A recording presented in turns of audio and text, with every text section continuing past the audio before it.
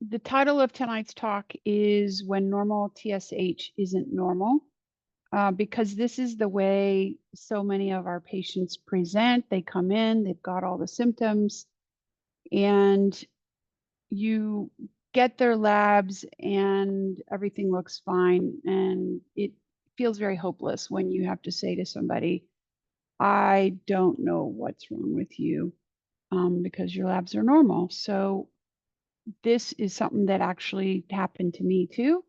So since I have learned what to do about it, I'm sharing it with everybody else. So here we go. I am a board certified ear, nose, and throat doc. I have a fellowship in allergy. I've been treating thyroid and allergy in my ENT practice for over 20 years.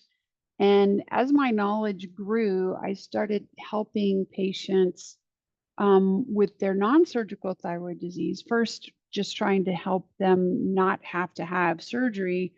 And then when they would come back after their surgery and they had normal labs, but they didn't feel good, I kind of branched out into helping them balance their thyroid hormones as well. So that's now what I do exclusively. I treat people who need help with their thyroid, their adrenals, sex hormones, other endocrine problems for which the standard thyroid and hormone treatments have not been effective. And I also now proctor a deep dive course for physicians who want to learn the same. But this presentation is actually a little bit beyond what we learn in the deep dive course because of some new information that I've uncovered. So thyroid trouble is super common. Thyroid hormone prescriptions are the second most often filled prescription in the US. 10 to 15% of Americans have disease or poorly functioning thyroid glands, and many of those are not being treated. So all in all, even if only 1 in 5 of those folks are undiagnosed or improperly managed, that's over 10 million people in the US alone. And the reason I say that is because they are all over my social media feed, desperate for help, and they're going to non-physician providers to try to get some relief, because many people who are treated for thyroid trouble are not fully restored to normal and are very dissatisfied with their results. And these are the patients that I want to talk to you about today, who are told that their labs look great, but they still feel terrible. So I'm not an endocrinologist. I think that's actually probably a good thing because I wasn't indoctrinated with the mainstream medicine way of doing things. The current thyroid management in mainstream medicine evolved from tests and treatments that were invented many decades ago from the available data at the time. And it really takes, on average, for new medical research data to reach everyday medical practice, it takes 17 years to be accepted. And the current methods that most doctors are using don't help everyone. And there are lots of people who respond better to less common treatment methods. So some of the information that I'm going to refer to in this talk is actually over 20 years old in the literature. And in a surgical practice, we kind of learned this do what works attitude. And I do apply that mentality to my current practice. I'm going to start basically with my personal story because this was me. I went undiagnosed all through my teens and my 20s, and I didn't even know that what I had was a thyroid problem until I was completely done with residency and had been out in private practice for several years. I was one of the ones that was completely failed by the current treatment methods for evaluating thyroid. So it nearly cost me my career. And so while I am happy to see the alternative shifting back to mainstream with regards to a bigger focus on exercise and nutrition and women's health, I am still just shocked every day at the sheer magnitude of quackery and misinformation that is available on the internet. And unfortunately, that's where these patients are going.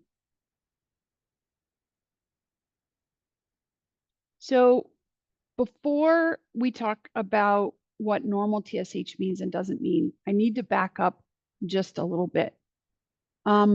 Because there are diseases of thyroid hormone metabolism where there's nothing actually wrong with the thyroid gland itself.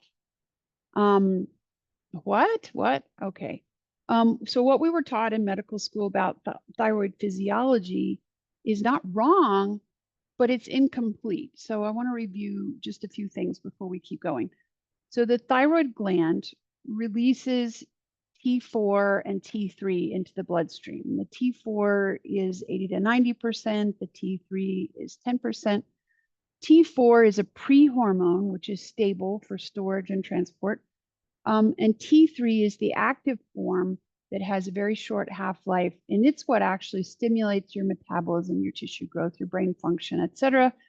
The number, the 4 and the 3, actually refer to the number of iodine molecules that are attached to the basic molecular structure of them. T3 has actually had one removed. And most of the T3 in your body needs to function is actually converted from T4 to T3 in whatever body cells need it, which is basically all of them. And thyroid hormones do circulate approximately 99% bound to various proteins, including thyroid binding globulin, albumin, and others, because otherwise it would be too easy for your kidneys to just eliminate them. So how is thyroid hormone regulated? This is review. So the brain, hypothalamus, and pituitary gland together regulate thyroid hormone production. The brain measures the thyroid hormones in the blood, and when they're low, the pituitary responds by releasing thyroid stimulating hormone into the blood, which stimulates the thyroid gland to make more thyroid hormones. Bullet 4 on this slide ought to be that not having enough thyroid hormone or the right balance of thyroid hormones results in symptoms of hypothyroidism. And so we refer to this as the hypothalamo-pituitary or hypothalamo-thyroid axis, HPT axis. And it's very simple, right? Unfortunately, not so much. So we're going to discuss why only measuring TSH and free T4 doesn't actually tell us how the whole system is functioning. And I want to start with a little history here. So in the 1870s, when anesthesia was first invented and sterile technique was invented, and surgeons started to remove the giant goiters that people had that were choking their owners, initially they thought, wow, we've done something really great. And then after a few weeks, these patients who now completely lack thyroid glands became cold and sluggish and mentally impaired, which is called cretinism. And eventually they died until scientists figured out they could eat the thyroid glands of animals and completely recover. And at the time, the word hormone hadn't even been invented yet. So back when Synthroid was invented in the 1950s, it wasn't known that the thyroid gland only made about 20% of the T3 that we need, and that the body could convert T4 to T3 inside cells. So unfortunately, when this discovery was made, it was then assumed that this would always happen and that we could just give T4 and the body would make all the T3 that we needed. So doctors almost unanimously switched to giving levothyroxine to their hypothyroid patients. It was also thought at the time that measuring TSH, and this test was also invented about 50 years ago, would always tell us when a patient had enough thyroid hormone, because it's that simple feedback loop, right? But the modern tests that we have available today weren't even invented at that point. And unfortunately, most doctors still measure thyroid function now by only measuring TSH and then sometimes also the T4, or maybe they're even still ordering T3 resin uptake. And this is an obsolete calculated estimate of thyroid binding globulin and the percentage of bound T3, and then the free thyroxine index, which is also a calculated estimate, because that's what's still on the LabCorp comprehensive thyroid panel. And a lot of providers still order that and think that they're doing great. So what does T3 do in our bodies? Well, this is just very quick. It sets the rate of our metabolism, the way our body makes energy, uses energy, controls metabolic rate, utilization of energy by the body, stimulates growth and development of the brain, bone growth, maturation of organs and tissues, particularly in utero, infancy, and childhood, regulates your heart rate, the output of your heart, controls your body temperature, stimulates GI tract, nervous system function, reproductive system, maintenance of skin and hair. So tons of different functions. And that's where almost all of our education about thyroid stopped. So we need to look at T4 and T3 and how you get from one to the other, because all thyroid hormone starts as T4. And it's bound to the long chain thyroid binding globulin inside your thyroid gland and stored in the thyroid. So to get to T3, you have to strip off one of the iodine molecules. And this removal process is controlled by a group of 3 different enzymes called 5' deiodinase enzymes. And while 10% of your circulating thyroid hormone is T3, most, maybe as much as 80% of the T3 that you use is actually produced in the peripheral tissues by intracellular 5' deiodinase type 2 after the T4 is released from the thyroid binding globulin and it diffuses into the cells. There is a second deiodinase enzyme. It's called 5' type 3. It also removes one iodine molecule, and we get something called reverse T3 that's pictured right here. And reverse T3 is the same chemical structure, except that it removed the wrong iodine off of the chemical structure. Instead of the distal one, it removed the proximal one. And then there's the third type of deiodinase, which is type 1, and it's a switch hitter. It can make either T3 or reverse T3, and it plays a relatively minor role, and it's primarily found inside the thyroid, pituitary gland, liver, kidney, and it produces maybe 30% of what's circulating in the blood, T3-wise. So there are a lot of different ways that type 2 deiodinase can get dysfunctional or inactivated. I'm going to show you one right at first, because deiodinase type 2 is generally by far the most active. And in normal situations, it's responsible for more like 80% of the circulating T3 and most of the peripheral conversion as well in thyroid, central nervous system, skeletal muscle. So on this slide, what I am showing you is here's the deiodinase 2 enzyme. The T4 comes into the enzyme inside a cell. It's made into T3. The T3 feeds back into the hypothalamus and downregulates the thyroid releasing hormone and decreases TSH. But here's the deal. If the T4 levels are high and the intrahypothalamic T3 levels are high, then this process happens faster. And the faster this process goes, the more the peripheral deiodinase type 2 can get inactivated. And it gets inactivated by a process called ubiquitination. That's a big mouthful. So it's kind of like a fail-safe for runaway elevated T4, except that the ubiquitination only happens in the peripheral tissues and not in the hypothalamus and pituitary as much. So the T3 levels are nice and high here, telling the TSH you don't need to go higher. But the net effect is to protect the body from getting too much T3. So this is how it's supposed to work and does work most of the time. It's a it's like the fine control on your old-timey TV antenna. I don't know People don't have those anymore, I guess.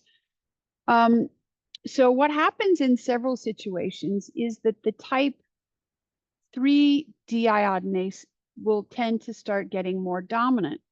And the higher the percentage of reverse T3 you have, the slower your metabolism goes. Because of what I said, the T3 chemical structure is almost the same as the reverse T3, except on the reverse side, the wrong iodine is removed. This is discussed a lot in the literature, when it's discussed at all, as an inactive metabolite of T4. So most doctors, if they've heard of reverse T3, were taught that it has no activity in the body. It's just a way of getting rid of excess T4. But unfortunately, this is not completely the case. And the example I like to use is, say you need an extra key to your house, and you go to the key maker and they make the key, but it's just a little tiny bit wrong. Well, you can take it and you can fit it in the lock, but it won't turn the lock. And then if you get mad and you turn it even harder and you break that key off in the lock, then now you've got a lock that's blocked and you can't put the normal T3 in there, the normal key in there anymore. So reverse T3 is so similar to T3 that it binds the nuclear thyroid receptor, but once it binds, it just sits there and doesn't do anything. It blocks the binding sites because it is a competitive inhibitor of T3. And once it's blocked, once the receptor is blocked, the T3 is not going to be able to bind. So ordinarily, the amount of reverse T3 is only about 1% of the total thyroid hormone, and the T3 is 10% and the T4 is 90%. So if the reverse T3 gets higher than that, then it starts downregulating your metabolism, even if you have adequate amounts of T3. So the third type deiodinase, type 1 deiodinase, is a switch hitter. So it can go and make either T3 or reverse T3, but it seems to play a relatively minor role, and is primarily found in the thyroid gland itself, in the pituitary gland, liver, kidney, and it makes less than 30% of the circulating T3. So you can see that the regulation of thyroid metabolism is actually much more elegant and much more fine-tuned than what we were taught, and a lot harder to spoof by just giving T4. And you can see why it might be important for the body to regulate this beyond just what are the T4 levels, because it's a fail-safe. So in case of thyroiditis or tumors or Graves' disease, where T4 is high, or iodine deficiency where T4 is low, or famine or severe illness when it's important to slow the metabolism, that your body needs to be able to regulate thyroid in a better way than just T4 to TSH and back. So there are a lot of different ways that deiodinase 2 can get downregulated and reverse T3 can get upregulated. There are actually genetic single nucleotide polymorphisms that can make the deiodinase type 2 function poorly. The most common of these genetic variants, and I'm going to butcher it, it's called DI2THR92ALA 5' type 2 deiodinase polymorphism. This is present, according to the NIH data, in up to 12 to 36% of the population, and that's way more than I thought. And unfortunately, this is also strongly associated with insulin resistance. But even without the SNP, there are many other ways that the main type 2 deiodinase can get dysfunctional or inactivated. And I've listed a bunch of them here: diabetes, depression, calorie reduction dieting, starvation is the same thing, inflammation, stress, obesity, PMS, leptin resistance, autoimmune disease, insulin resistance, fibromyalgia, and chronic fatigue syndrome. And these are associations. We don't know which comes first. Is it the low T3 causes these conditions, or is it just associated? We don't really know. But you can make the person feel better by forcing the reverse T3 down and forcing the T3 up. I am going to add one more to this list, which is too much exogenous T4 given at one time, as we already saw how elevated T4 can slow down conversion from T4 to T3 in the body tissues. So even those high levels of reverse T3 can actually feed back also and inhibit deiodinase type 2. And if this happens, and T3, type 3 deiodinase 2 is more active, then that percentage of reverse T3 goes from 1 to 10 to a lower percentage. And we're going to use that fact about reverse T3 when we do our thyroid testing in just a couple of minutes. So I'm just going to blow through these typical symptoms of hypothyroidism. You guys all know this. But what happens when you don't have enough active thyroid hormone, when you have inadequate function of your thyroid hormone? Well, your cells don't get enough energy and they can't do their jobs well. So you get fatigue, sluggishness, poor quality sleep, where you don't feel rested despite adequate sleep or even excessive sleep. You get weight gain in excess of calorie consumption. You feel cold or icy and even aching in your hands and feet. You get mental impairment, memory and learning problems. The lay term is brain fog. You get thin, dry hair and loss of scalp hair and loss of eyebrow hair. You get thyroid nodules or goiter. You get pale skin, puffy face, puffy wrists and ankles. You get frequent infections, headaches, muscle aches, joint stiffness, inflammatory joint diseases, like carpal tunnel, Dupuytren's contracture, trigger finger, frozen shoulder. You get poor digestion and you get constipation that can be severe or alternating with diarrhea. I know a person, she's a physician, who actually had her colon removed because of profound constipation, because the thyroid problems that she had went undiagnosed for a really long time. And she was worked up at more than one very prestigious medical center, which I will not name. Anyway, flaky, slow-growing fingernails, depression. And I do have to say, most people who have hypothyroidism do not have all or even most of these symptoms. And also, even one or two of these symptoms is not diagnostic of low thyroid. But some people only exhibit a few of them, like the inability to carry pregnancy, or my friend who had constipation. And that was literally the only symptom that was noted on her. There's a couple of less common ones that I just want to mention, because being prone to allergies, including idiopathic urticaria, chronic itching, and unresponsiveness to a skin allergy test are pretty common. I mentioned that loss of the outer third of the eyebrows. That's a very, very common thing. Heart palpitations or slow heart rate, vertigo, irregular menstrual cycles, and first trimester miscarriages are really, really common. And if these people are measured against the normal population, their mortality rate is significantly increased. So what are the causes of this? Well, the immune system is one huge cause, and actually the most common cause, Hashimoto's disease. When the immune system is making antibodies in inflammatory cells that destroy the thyroid gland as if it was a transplanted organ that's being rejected. So the hormone levels will go up and then down, sometimes repeatedly over the years. And this is Hashimoto's disease. So it's super common. CDC study showed 15% of Americans have some degree of sign or indication or lab that is consistent with autoimmune thyroiditis, thyroglobulin antibodies, thyroid peroxidase antibodies, or an abnormal sonogram.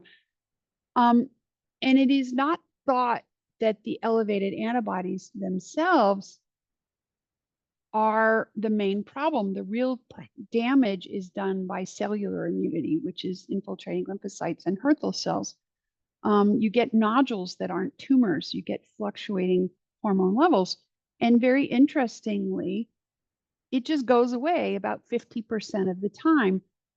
But for a lot of people who that happens to, they still have inadequate thyroid function afterwards and may continue to progress slowly to hypothyroidism.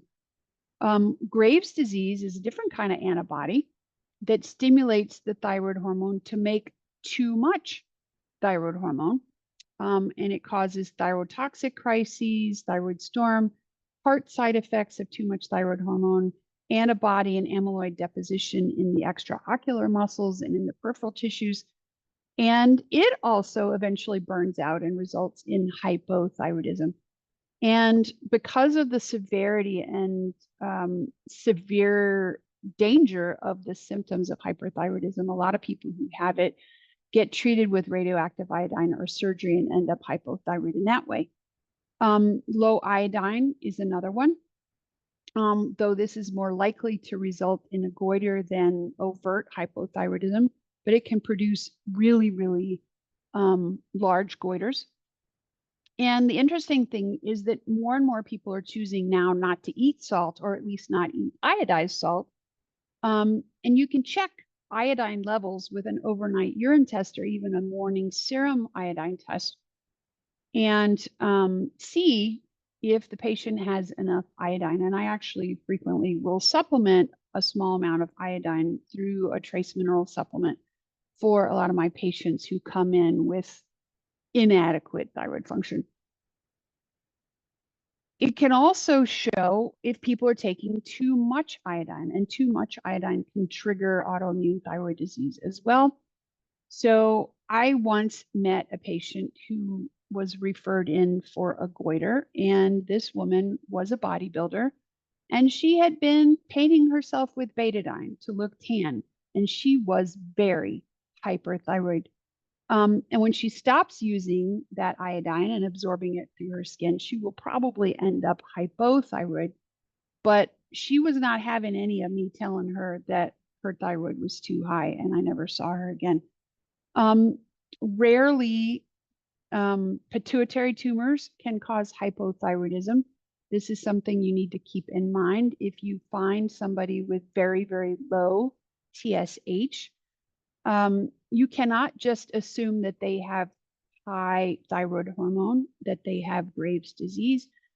It is really, really important to check the hormone levels, because if you, a friend of mine saw a patient who had low TSH, and her endocrinologist told her that the reason she had low TSH was because somebody had given her Armour thyroid, and they missed the pituitary tumor. So that lawsuit was apparently a very interesting one.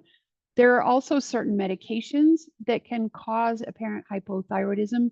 Beta blockers are a pretty egregious cause of this thing.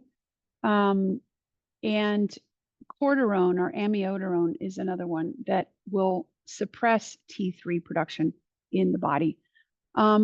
There are, of course, other diseases of the thyroid that may or may not cause hyperthyroidism or hypothyroidism. Benign and malignant tumors come to mind. So now that I have you caught up on thyroid physiology, I want to dive into the meat of what I want to teach you, because there are 3 variations that I see of hypothyroidism symptoms. And the first one is going to be the regular one. So a low T4, elevated TSH. This is normal hypothyroidism. When you check, their T3 will also be low. And this is what eventually happens to a Hashimoto's thyroiditis when the gland is now replaced by scar tissue, or if they've had radiation or surgery that has damaged the thyroid gland. But the thing about these Hashimoto's people is that a lot of them will become symptomatic way before they get to the level of their TSH being elevated beyond the subclinical hypothyroidism range. And the standard reference range, in my opinion, is really way too large. And we'll talk about that more in just a minute. All right, second one is that their TSH is normal, their T4 is normal, and their T3 is low. And if their T4 is normal, their TSH may be mildly elevated, or it may be completely normal. It might be in the upper end of the normal range. And this is subclinical hypothyroidism. And the definition of that is a TSH, which is less than 10, and a T4 in the reference range. That's the definition of subclinical hypothyroidism. But in my opinion, it ought to be called sublaboratory, because having low T3, which most of these people do, causes symptoms. And doctors who don't test free T3 are going to miss this one. And it can have a variety of causes that we kind of already went over in the earlier slides. So just to reiterate, if you have high levels of T4, it pushes down on the production of T3 in the body cells, but not in the pituitary gland. So your TSH can be normal while your cells are being starved of T3. And this can happen even if the type 2 deiodinase is functioning fairly normal. And this also happens when people are given T4 thyroid replacement. So this is why people with subclinical hypothyroidism are told, oh, well, giving you thyroid medicine won't help you, because generally giving them T4 will not help them, because if you give a lot of T4 to somebody who's already not making enough T3 and they're making more reverse T3, they will just make more reverse T3 and makes the problem worse. So we already talked about that gene polymorphism. And just one more thing to say about that, because that polymorphism is associated with an increased body mass index. And I also said insulin resistance already. This was first found over 20 years ago. And it has been found to be more sensitive to being switched off by low TSH and to produce 30% less T3 than the normal gene, even when the TSH is in the normal range. And these people have been shown to do less well with levothyroxine than if they're given a combination of T4 and T3. And there are other SNPs that have been found in this enzyme and are currently being researched, mostly in Europe. Anyway, so the third kind of variation of hypothyroidism that I see is in somebody who has elevated reverse T3, normal TSH, and their T3 might be normal, or it might be a little low, or it might be low in the normal range. But they will still feel symptomatic. And what's going on here is all those reasons that I explained to you guys earlier, they are making excess reverse T3 through the deiodinase type 3 activity. And the more T4 they have, the more reverse T3 they're going to make. And blocked T3 receptors by reverse T3 prevent the action of T3, no matter what the T3 level is. And the higher the reverse T3, the worse the patient is going to feel. So these last two types are generally not going to be found on the usual thyroid tests that most doctors are running. And they are the main reason why so many people who have low thyroid symptoms don't actually get a diagnosis or they get given thyroxine and told it's working fine when it very likely isn't. So we already talked about several of these. And I already talked to you about the gene abnormalities, but I want to talk about these stress levels because high levels of stress, elevated cortisol, is a prime activator of the deiodinase type 3. And it can be a defense mechanism against starvation. So diets that restrict calories trigger stress in your body. It triggers elevated levels of cortisol. It triggers elevated levels of insulin. Over-exercising, where you're exercising too strenuously, is perceived by your body as prolonged physical stress, psychological stress, hypothermia, severe illness, and lack of sleep. Lack of sleep is huge. And then at the bottom, I'll just say it one more time, too much T4 or large fluctuations in T4. This is the problem that you get into in Hashimoto's disease because their T4 will go up and then down and then up and then down. And when the genetic activation of the deiodinase 3 and the inactivation of the deiodinase 2 enzyme, that's a one-way street. So even temporary fluctuations in T4 can cause a prolonged lack of T3. This is not a problem with the thyroid gland itself. So what I have named this, or what this is, I didn't name it, is non-thyroidal illness or euthyroid sick syndrome.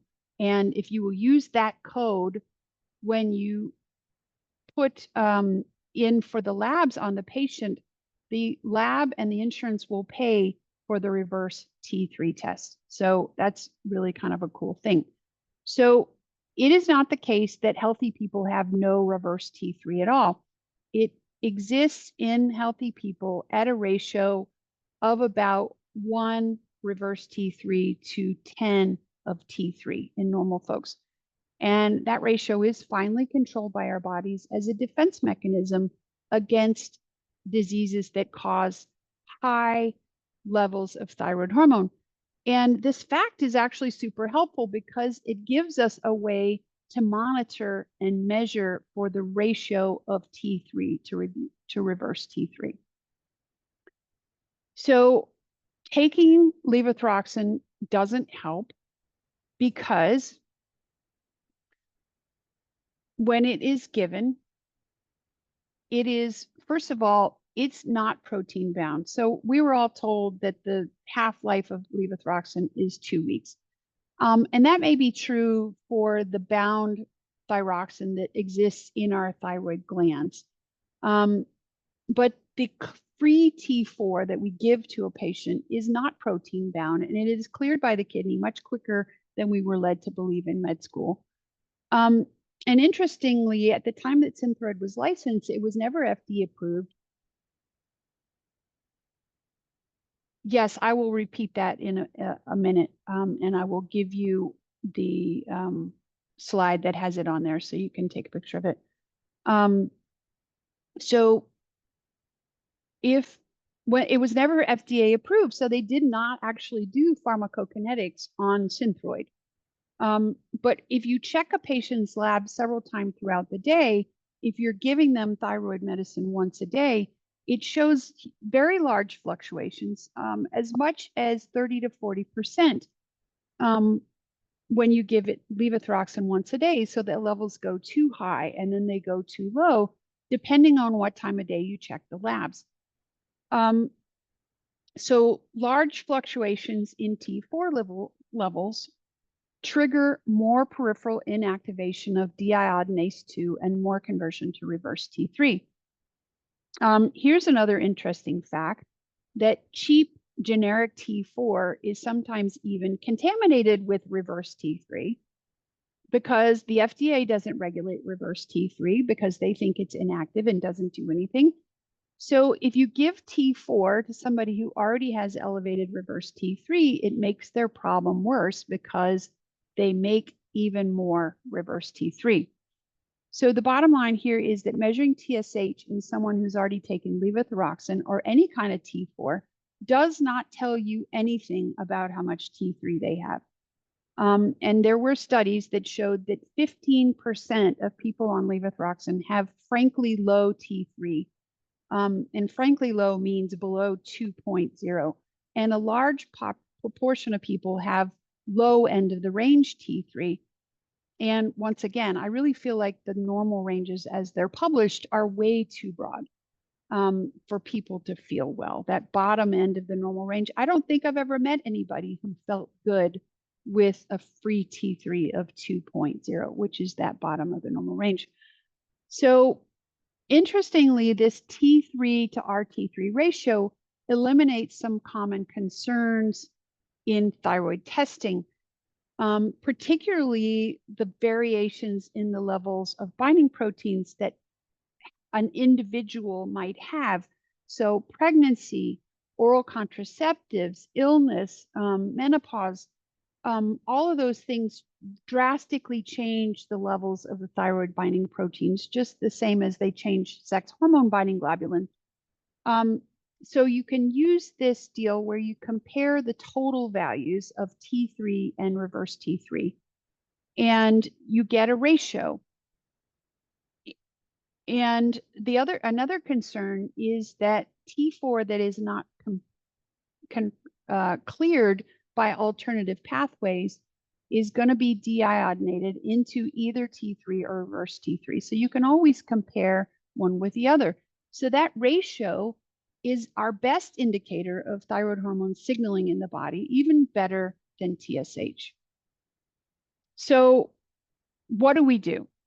So these numbers that I'm putting here are what I consider the ideal number for somebody who is on treatment right here. And then the ones in parentheses are okay for somebody who is not on any thyroid hormone treatment. The reference ranges are really broad. So free T4 reference range is 0.7 to 1.7. This is the storage form of thyroid. We already talked about what can happen if you have too much.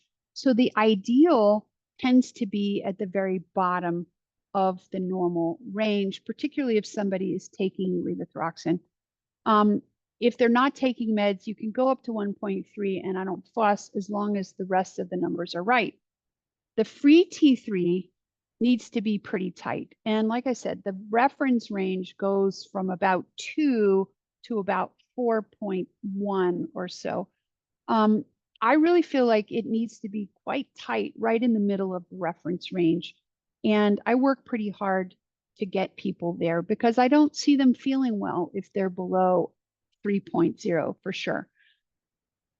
The reason to test total T3 is the fact that we need it to compare to reverse T3, because reverse T3 is a total reverse T3. It's not a free reverse T3. And the reason you can't check free reverse T3 is because the protein bound numbers are somewhere around 1 to 2% of the free numbers. And we already said that reverse T3 is only 1% of the amount of T4 to begin with. So that would make it 10,000 times less. So it's below the detection limit. A total reverse T3 would be below the detection limit for the test. So you can't get a free reverse T3. And because of the changes in the binding globulins and because of the difficulty in measuring, you cannot compare, and this is a mistake I see so many functional medicine doctors making, is they try to compare the total reverse T3 with the free T3. And it's not a right comparison because you cannot compare free to bound in any reasonable way. There's no fancy calculation that you can do. And ordering the total T3 adds maybe $5 to the blood test. And so I just order it so that I can have this very nice ratio. So the range is pretty tight. Normal is above 10 up to about 14.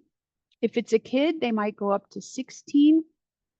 There are studies that have been done in elderly people where the ratio average seems to be around 7. But truthfully, what I find when I get an older person in my practice is that they feel much better if I can get that ratio up to 10. They feel much better. They're more sharp. They're more energetic. They can exercise better. They, all the stuff, all the stuff. Anyway, if you check TSH on somebody who's not on thyroid medicine, it seems okay for the TSH to be as high as about 2 or even maybe 2.5, as long as everything else seems fine and they feel fine. Once they're on treatment, it doesn't actually matter too much if the patient has low TSH, as long as their free hormone levels are in the mid to low normal range. You do not need to measure the T3 resin uptake, the free thyroxine index, the total T4. You don't need these tests. If you're going to test somebody for the first time and they've never had it done, it is important to test thyroid peroxidase antibody and thyroglobulin antibody to prove to yourself, do they have Hashimoto's disease or not? Because if they do, then you can know these numbers are going to fluctuate. These numbers are going to fluctuate from month to month, from year to year, and they're going to go on a gradual downward slide.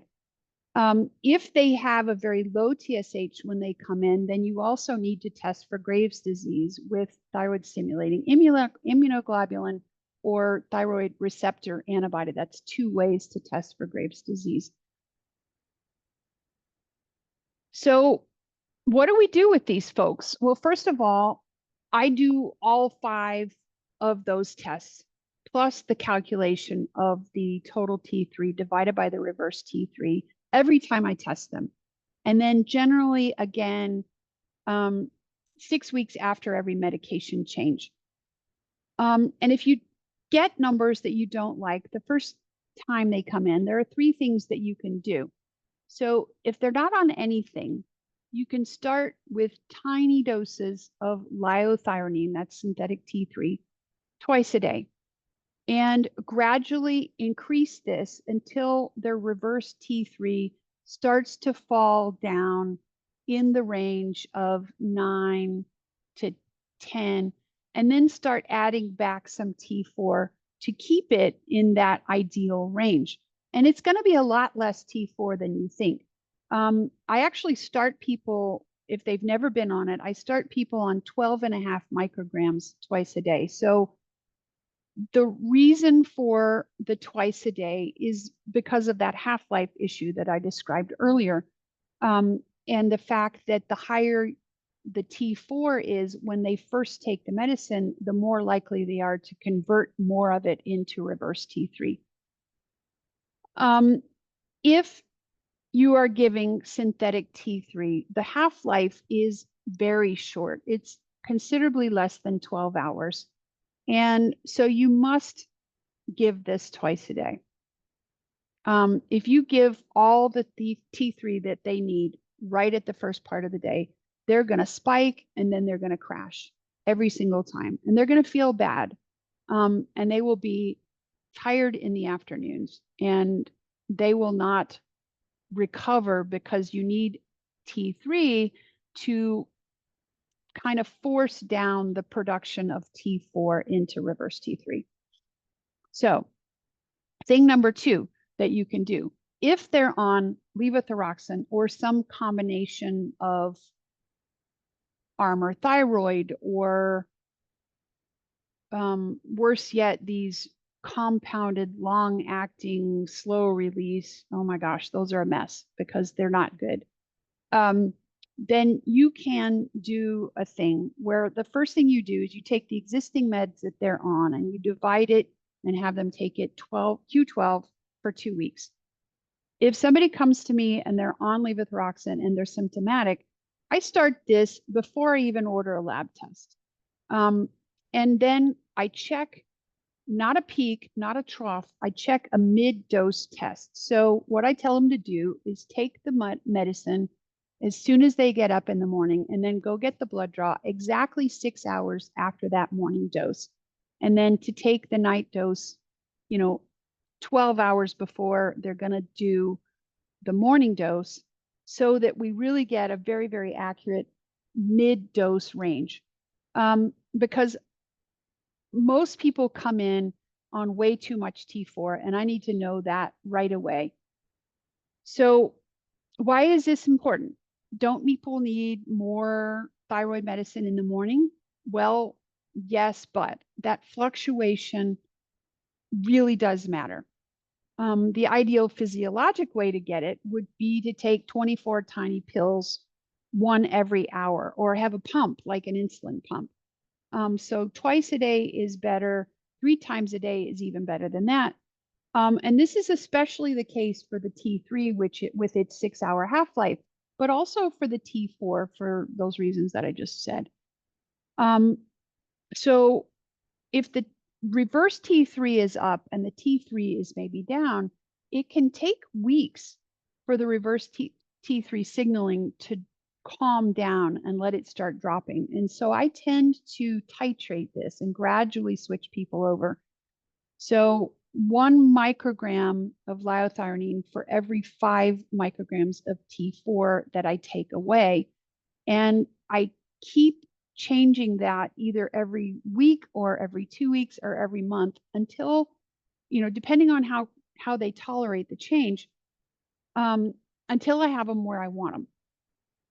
And also, once somebody is on treatment, it is really important that they be very consistent about what time of day they take those lab draws. And again, I prefer that mid dose rather than the peak or the trough. So since this isn't CME, I can tell you this. I'm going to show you my preferred brands. So combinations of T3 and T4 synthetic are, in my opinion, the best. Sustained release just flat doesn't work. It doesn't seem to stretch the release out. It just reduces what you're giving them. So natural desiccated thyroid, or Armour thyroid, or NP thyroid, or Adthyza, that's the new one that just came out, has a 4-to-1 ratio of T4 to T3. And this is okay for a lot of people. It's definitely better than levothyroxine alone in most of the studies that are done. But some people need more. Some people need 7-to-1, T4 to T3, and some people need only like 2-to-1. So I treat with either the natural desiccated or with both T4 and with T3. And there are generics some generics are a lot better than others. The one I prefer is something called Sigma. And then the brand T3 is called Cytomel. Levothyroxine is the same way. I like Synthroid, I like Levoxyl, I like Tyrosint. I do not like any of the other generic levothyroxines. Now, sometimes that's only what the patient's insurance will pay for, but if you write for brand Levoxyl, it's generally much more affordable, and a lot more of the insurances are going to cover that. I do not let the pharmacy substitute whatever manufacturer they get cheapest, because these medications are notorious for being contaminated or for not containing the level of active ingredient that they're required to. So the minimum standard with the FDA is between 80 and 125% of what's on the label. So if you switch generics from 1 month to the next, you can have a 50% difference. So you need to stick with one proven manufacturer or one proven brand name.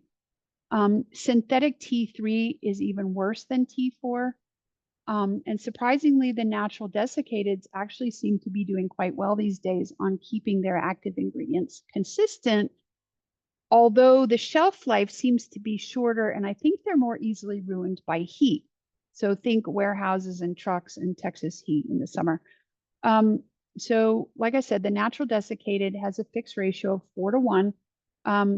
60 milligrams of T4 of natural desiccated thyroid has 38 micrograms of T4 and 9 micrograms of T3. So when I write in the patient's chart what they're getting, most of the time what I will do is I will write it out and I will say they are getting 38 plus 38 of T4 and 4.5 plus 4.5 of T3, or whatever the absolute numbers are, because I can't do that calculation in my head. Say they're on 30 of Armour thyroid, then they're getting, and you're breaking it in half, then they're getting like 9.5 and 9.5 and 2 and 2.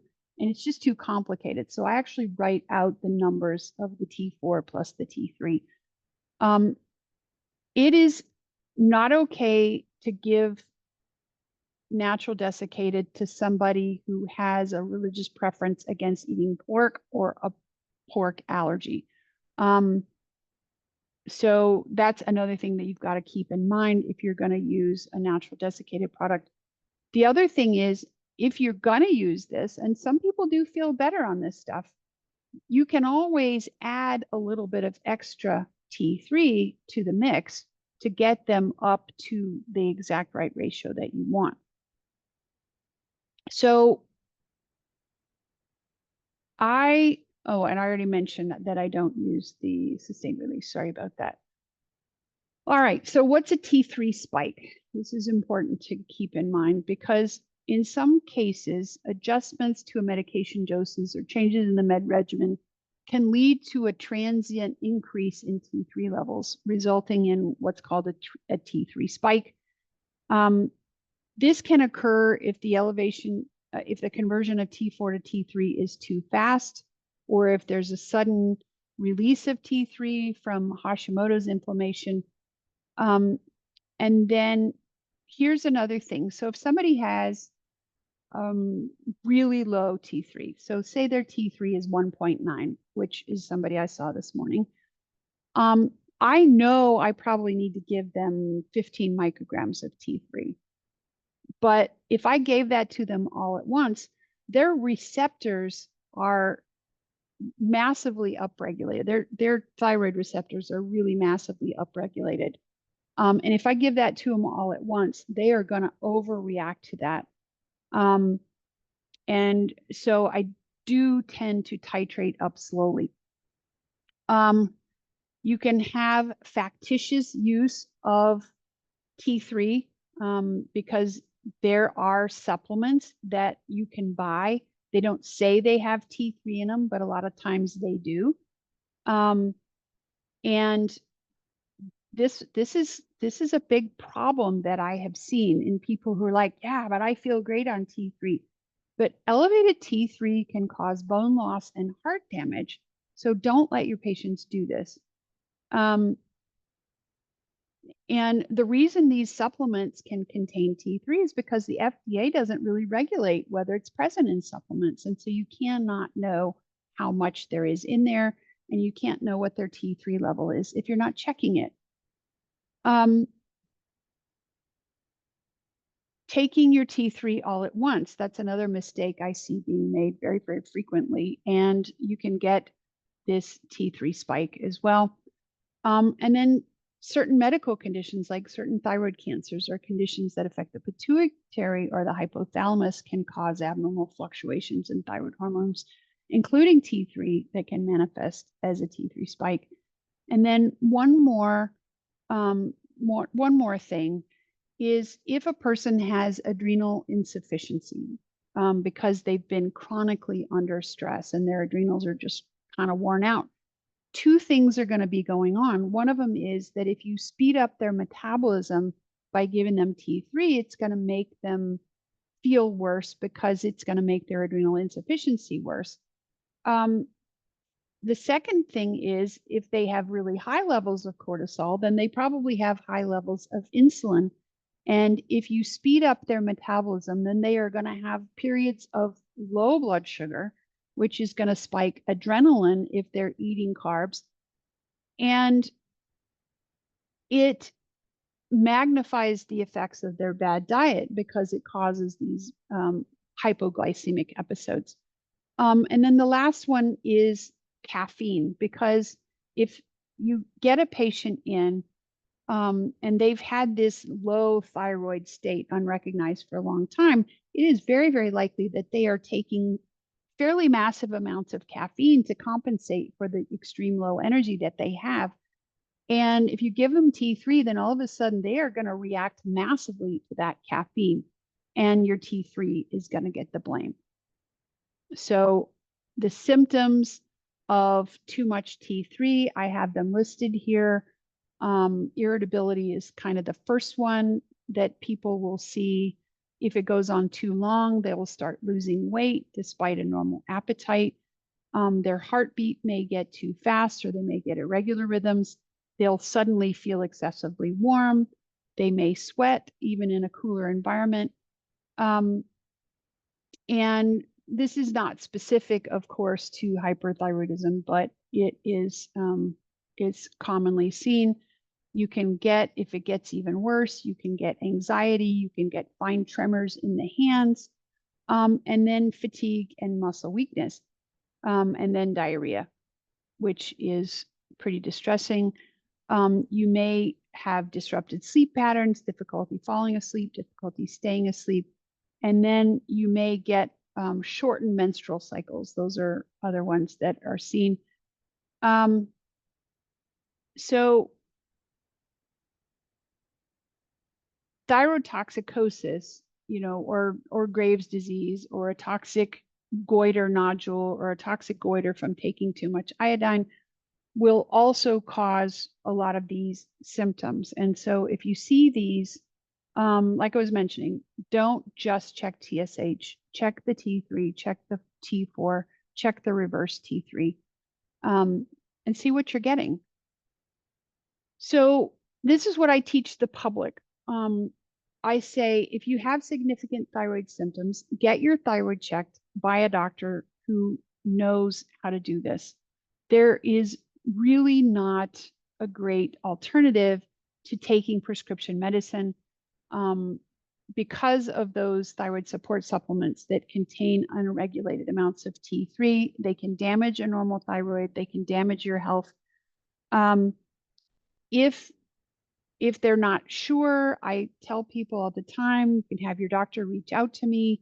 And you cannot, unfortunately, get the labs that I recommend on a comprehensive thyroid panel. It won't get you what you need.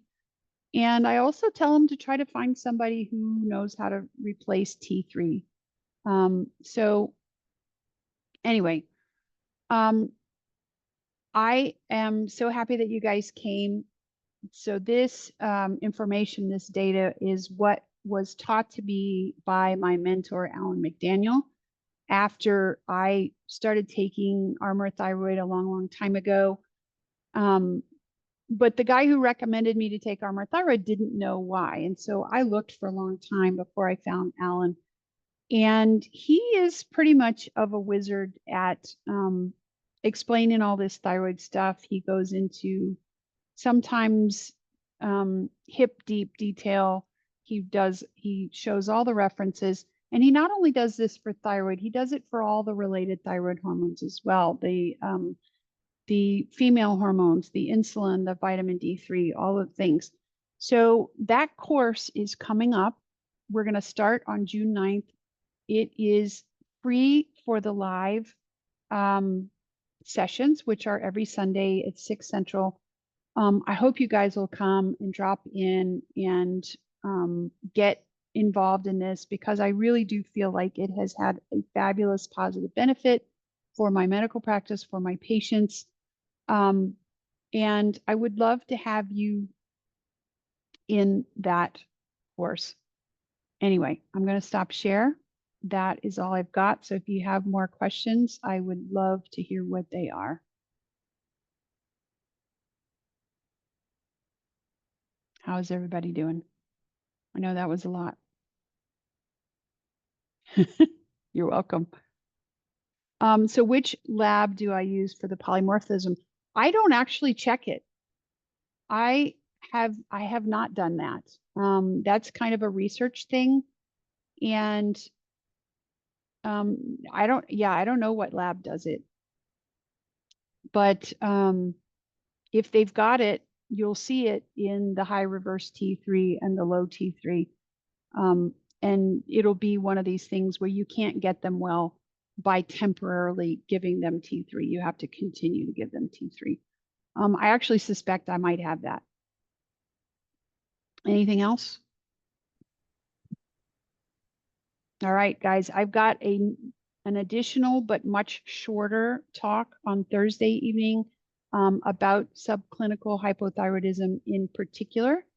And we're going to start at 7 instead of 6 because I have something else earlier in the evening.